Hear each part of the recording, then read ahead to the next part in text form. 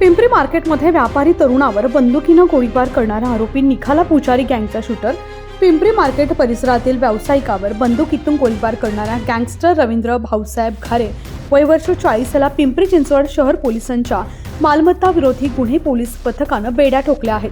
धक्कादायक बाब म्हणजे रवींद्र भाऊसाहेब घारे हा पुजारी गँग संबंधी शूटर असून त्याच्यावर 25 पेक्षा आणि गंभीर स्वरूपाचे गुन्हे दाखल आहेत.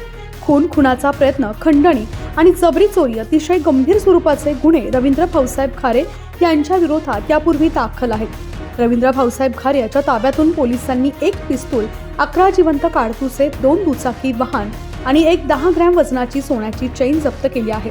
1 ऑगस्टला पिंपरी मार्केट परिसरातील व्यावसायिक भावेश कंकराड यांच्या गळ्यातील सोनसाखळी हिसकवताना प्रतिकार केल्यानं रवींद्र घारे यानं भावेश कंकराडी यांच्या मांडीवर गोळी झाडली होती. त्यानंतर तो फरार झाला होता. मात्र त्याचा शोध पोलीस घेत होते. अखेर मालमत्ता विरोधी पथकानं त्याला बेड्या ठोकल्या आहेत.